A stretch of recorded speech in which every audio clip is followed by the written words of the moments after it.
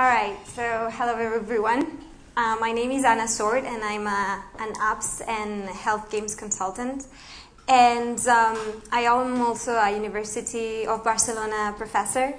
And today I'll be talking to you about designing games as a nurse and how our experience and expertise can be a key point on designing these games.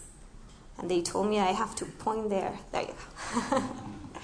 So this is what we'll talk about today. We'll talk about the problems that nurses face currently, tools to fill the gap that we found, which is why not health games, and the challenges that health video games currently face, as well as a creative solution that I propose. So the problems that the nurses face.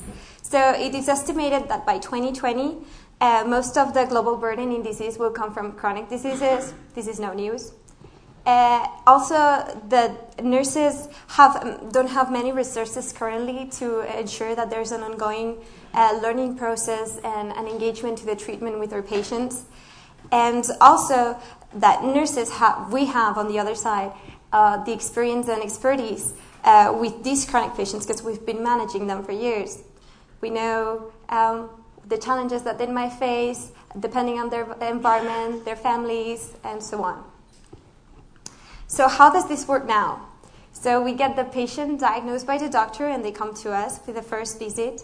In this first visit, we have about 20 minutes to give them all the information we can about the disease and how he can manage it in his position and the challenges, or what the behavior changes he has to make.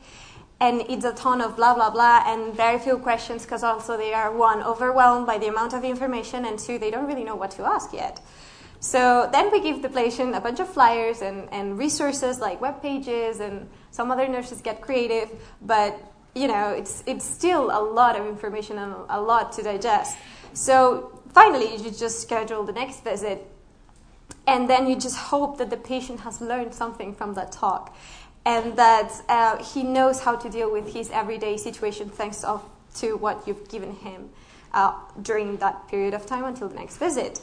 So there's a huge gap there, because the reality of what the patient will do versus what he comes back with the results, the questions he'll ask during those 20 minutes, that's really not realistic. There is an ongoing process that we completely miss. So, there you go. So, tools to fill this gap. Well, why not video games, health video games? Well, they offer new possibilities in patient education. So you have the social and the collaboration skills, as well as improving the ability to reason, and most importantly, the response time and the decision making. They also are promising to fill this gap by ensuring that an ongoing learning process, as well as supervisable engagement to the treatment, can happen. So why video games? Well, MMORPGs, massive multiplayer online role-playing games, actually just general MMOs, I believe they have a great power to teach. Have any of you played World of Warcraft or know about World of Warcraft? Okay, not so many this time. Okay, thank you. World of Warcraft has 11 million players. And it was kind of funny because earlier we had Bill explaining how proud he was that a flu game was being played by 40,000 players, which is actually awesome regarding health games, you know, but this game is played by 11 million players. What's the good and what's good enough for health at the moment? So with World of Warcraft in particular, which I've played several years, after just a few weeks of playing, and after a few weeks, that means that around 22 hours per week spent in the game, you manage to understand the gaming slang. So all these, you tank, you DPS, more dots, HOTS, you understand all that. That in the beginning you're like, what? So you understand the gaming slang, and also you're able to combine your character's abilities and resources to get the best out of your, maximum damage to the boss, encounter, or whatever. So this is kind of funny because actually the objective of every nurse is have a patient that's able to deal with everyday situations by having understanding of their own disease and knowing how to manage the resources that in a given situation. So health games. So we have the game mechanics that are obviously a great tool to teach and engage the patient.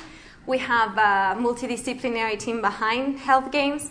And then we have the nurse, which I think it's a key role, especially when designing chronic patient games, because they have the experience and the expertise to dealing with this kind of patients. And also, I believe that if health games happen from within the system, so it's like nurses and other healthcare professionals behind them, developing them, not only just testing them, I think it's easier to make this transition, which now seems miles away. And another key point that I would like to make is that understanding patients and understanding video games is a key to accomplish great health games. There you go. So the challenge video games face at the moment. So we have 352 million active players out there. These people are willing to play games. And we have actually very good health games out there.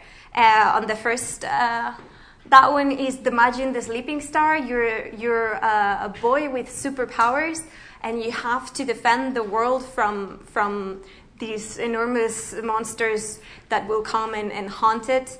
And in order to maximize your powers, you have to have your diabetes under control. And it's actually a really exciting game. It has the game mechanics and everything. Remission, which most of you actually know, probably. It's a game where the main actress has to go through the body and shoot the bat cells. And these two on the bottom are adventure games that are actually really good for, health games. And so a creative approach that I actually thought of was like, let's use video games that are already existing and that already have millions of users every day. That is a very easy way to reach millions of players, as well as they already have this implemented design to have a nice learning curve and an easy way to learn how the game is played and whatnot. So I'll introduce you to my little project. This is something that I'm working on. So it's World of Warcraft Diabetes mod. For those of you who play World of Warcraft, you know that you can have mods added to the game, which can shape and do different things on the interface. So I thought that it was really interesting to grab World of Warcraft because you already have the 11 million players. So if only 0.5 of those players pay attention to this, you already have like around 220,000 players that will play this. So that's much more than the 40,000 that we saw. So this is like a diabetes cases by gamers by age. The percentages it's not really the same, but it sort of gives you an idea and say, hey, why not? This might be actually something positive. So here you have World of Warcraft. What do you have in World of Warcraft that can be used in a diabetes game? Well, you have distances. Distances are measurable. You have also the combat. Some use mana, some use rage, some use energy. Well, whatever you use something to kill stuff. And you have food and drinks. Plenty of actually food and drinks. It's kind of amazing the amount of food and drinks that this game has. And so here is my character, and it's killing a boar. And obviously there's, it's going low on mana because she's using mana to cast stuff. And you have the glucometer on the side. And then, so after a while, there's an impact on the glucometer depending on what you're doing with your character. And so you have to make a decision. So you decide to get a reading on your blood sugar, and then you have to decide whether you want to use insulin, eat something, or whatever. And the game gives you a little tip on what would the item itself give you at that moment. And then you have direct feedback, because it gives you a direct feedback of how your blood sugar is doing. And then this is the same thing on the other side of the scale. And when you decide to give yourself insulin, you have to decide whether you want the slow one or the fast one, and where would you want to apply. And this one would be like the ultimate thing would be to have a website where you have like your character and how the character is doing, and then you'd have yourself to compare yourself with. If you're interested in any other ideas that I might have regarding using these games that are being played so much and already have millions of users, you can check another presentation that I have on my blog. And it actually is about using other games like League of Legends and The Sims to do the same thing as this. Not really mod, because they don't actually have mods, but it's just thinking about it. Well, thank you.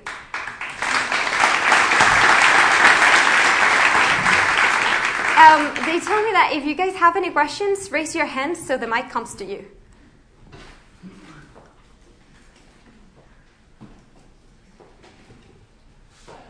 It is on. Okay. Hi, Anna.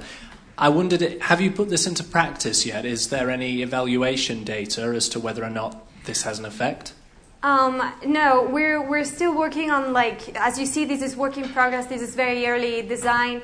I'm working with this with a professor over in Stanford who's really interested in the project too.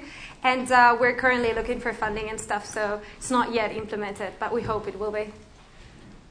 Any other question?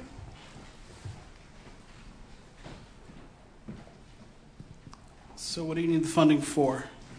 Huh? What do you need the funding for? To build the mod or to do the stuff? Yeah, to build the mod, really. Talk to me when you're done. You don't need funding. We'll do it for sure. Any other questions? Anyone? Okay, so to end this, I would just say, play more games. Get the ideas. They are out there, the possibilities. We just have to see them. All right? Well.